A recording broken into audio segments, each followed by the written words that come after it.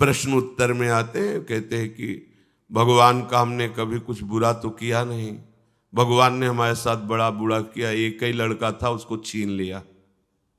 अब क्या उत्तर उनको दे, इतने मोहांधकार में फंसे हुए, अब क्या उनको उत्तर दे। तुम्हारा लड़का था, तुम जान पाए?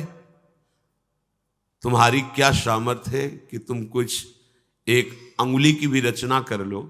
पुत्र बनाना तो बहुत बड़ी बात है, तुम्हारी अंगुली काट दी जाए, तुम नई उसको प्रकट कर दो तो जाने कि तुमने पुत्र रचना की है। अरे पागल, वो भगवान का ही है। जितने समय के लिए यहां जो लीला के लिए आया कि अंतर ध्यान हो गया, तुमने उसे अपना मान लिया, प्रभु को अपना नहीं माना, इसलिए तुम्हें शोक, ये दंड तुम्हें मिल रहा है, ये तुम्हें दुख भोगना पड़ रहा है। भागवत में श्री चित्रकेतु जी के चरित्र में आता है कि उनके बहुत सी रानियां थी, बहुत से में 1 करोड़ रानियां थी। वो संतान के लिए बहुत व्याकुल रहते थे, किसी भी रानी से गर्भ नहीं हुआ, धर्म का आचरण करते थे, संतों पर भाव रखते थे। तो एक दिन देवर्षि नारद जी और अंगिरा जी आए उनके इस मोह का नाश करने के लिए कि तुम पुत्र की जो हठ लगाए बैठे हो वृत्ति, ये ठीक नहीं है। आकर कहा कि राजन, तुम जो उदास रहते हो ठीक नहीं है, ये पुत्र प्राप्ति की चाह का त्याग करो और श्री भगवान का भजन करो। ये कुछ दिन का जीवन है, पुत्र आदि तो एक लौकिक मान्यताएं हैं, लौकिक संबंध है, उनका हमें ज्ञान की जरूरत नहीं इस समय, क्योंकि ममता रत सन ज्ञान कहानी व्यर्थ होती है। जो ममता से युक्त है उसके ऊपर ज्ञान का प्रभाव नहीं पड़ता। मुझे पुत्र चाहिए, यदि आप हम पर कृपा करके आए हैं तो हमें पुत्र दीजिए।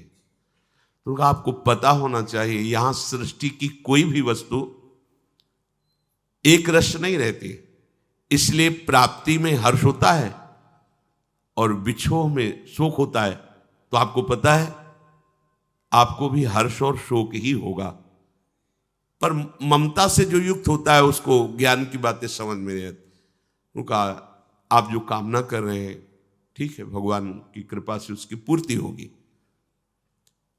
सबसे बड़ी जो रानी थी वो गर्भवती हुई, संतान हुई, बेटा, ओ बड़ा हर्ष।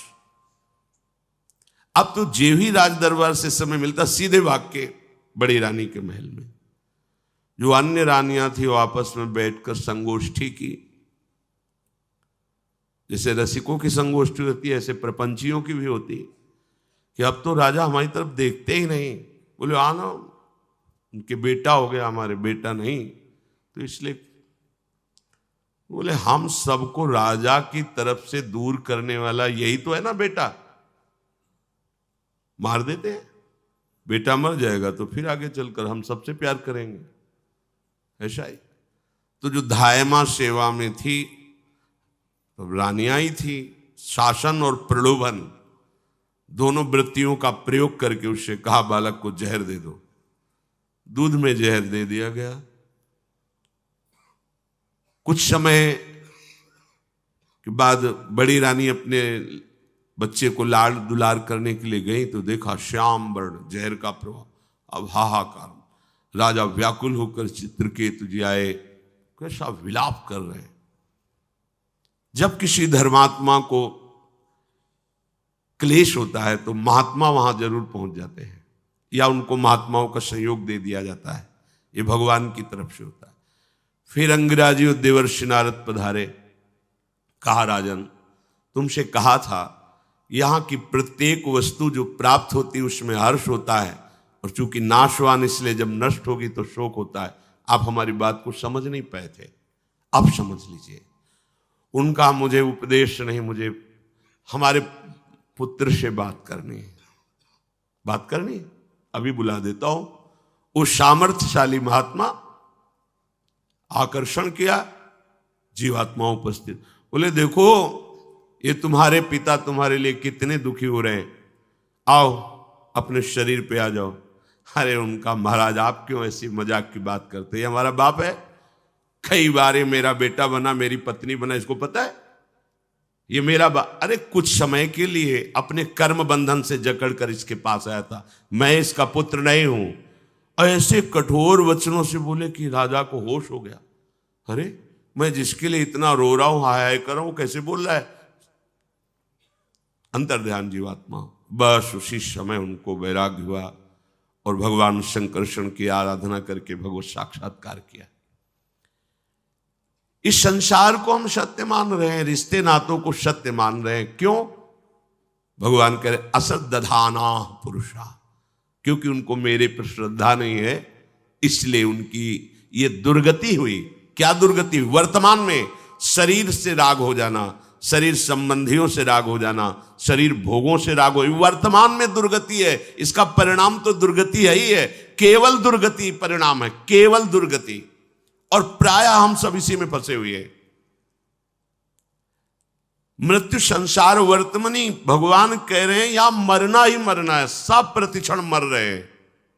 बोले हम तो नहीं मर रहे हैं, हम तो बर्थडे मनाते हैं।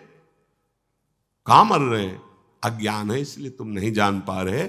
जैसे हम यमुना जी के समीप गए और पहली दृष्टि जो जल देखा वो कहां निकल गया, तुम समझ नहीं पाए, और हमें लगता है ये वही यमुना जी का जल है जो मैं पहले से देख रहा हूं। वो दृष्टि जो गई वो तो बहुत दूर निकल गया।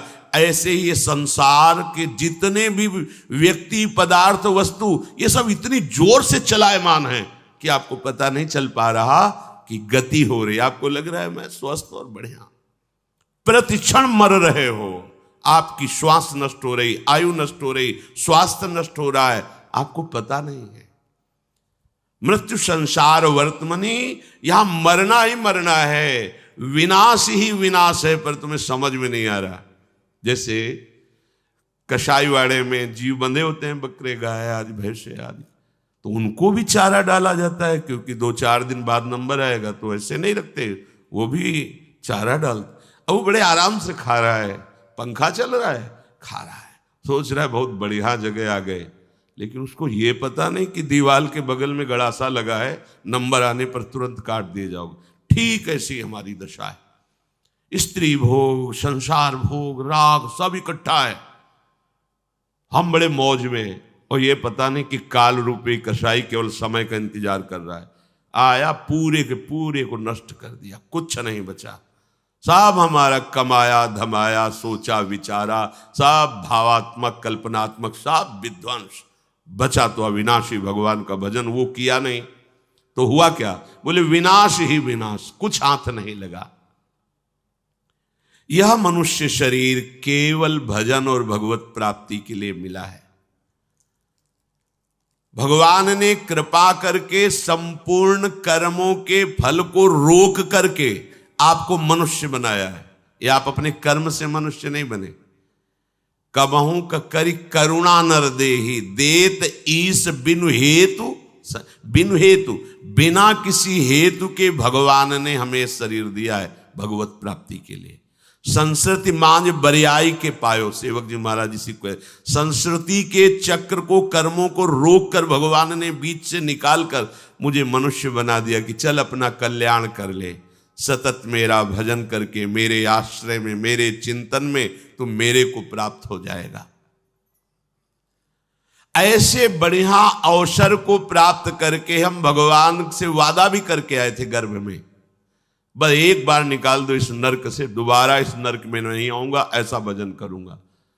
हम भूल गए और फिर लग गए। भूमि परत भा ढाबर पानी, तिम जीवई माया लप, यहाँ जन्मे फिर वही नया प्रपंच।